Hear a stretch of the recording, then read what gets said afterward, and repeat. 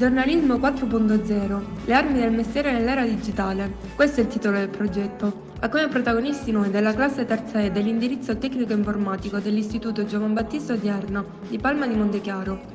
Tutto è iniziato con il test in ingresso che ha rilevato il livello delle conoscenze dei giovani giornalisti.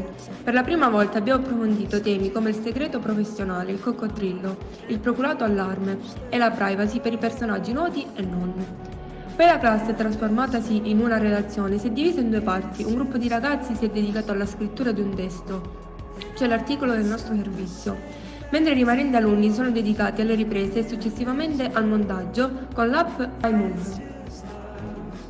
È stato proiettato un video, un servizio esplicativo sia dal punto di vista tecnico che giornalistico. Successivamente la classe è stata suddivisa, dopo una riunione di redazione, in sottogruppi con ruoli diversi. Il primo gruppo si è occupato della stesura di un testo giornalistico, il secondo gruppo ha sviluppato le domande da rivolgere durante le interviste da allegare al servizio che realizzeremo. Il terzo gruppo ha ipotizzato delle risposte alle domande svolte dal secondo gruppo. Il quarto gruppo si è occupato delle riprese della giornata. Il quinto gruppo ha realizzato le operazioni di suddivisione attraverso sorteggio. Il sesto gruppo ha iniziato a montare. Il settimo gruppo, formato da 2 alunni, ha realizzato la lettura del testo scritto dai colleghi del primo gruppo e l'ha inviato al gruppo numero 6. Infine ci siamo focalizzati su correzioni di testi, di aspetti tecnici e di quelli che riguardano chi è il ruolo del giornalista.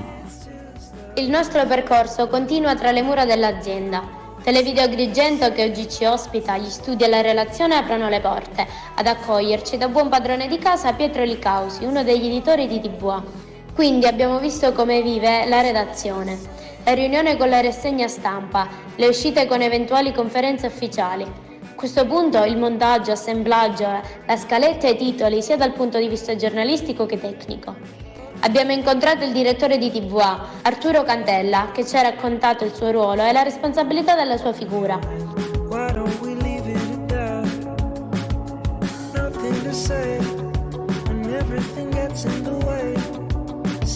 L'Istituto GP Odierno di Palma di Montechiaro, che sono tornati vincitori da Dubai, si sono aggiudicati il primo premio alla competizione Give Me 5 dell'Expo 2020.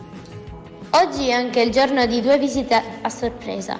Il giornalista professionista Marco Messina, che ci ha raccontato dei suoi 20 anni al giornale Sicilia, e Claudio Lombardo, responsabile di Mare Amico Agrigento, che ci ha parlato di Punta Bianca, che nei prossimi giorni diverrà riserva naturale.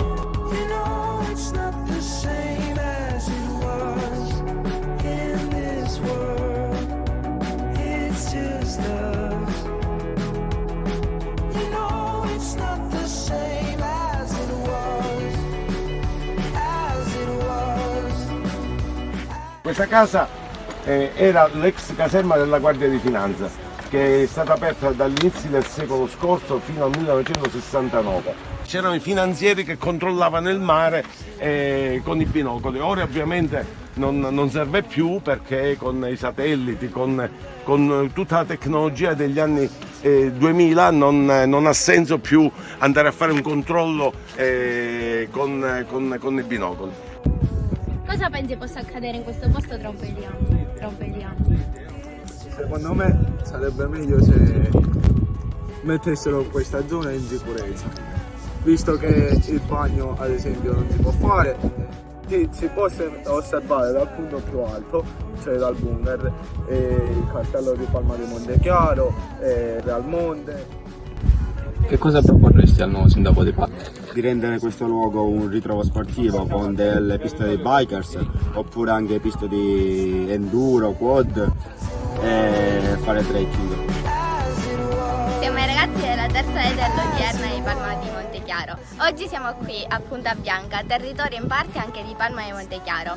È stato in parte per molto tempo, circa 60 anni, anche vicino a un poligono di tiro, Drasi. È stato un poligono dove venivano effettuate le esercitazioni militari.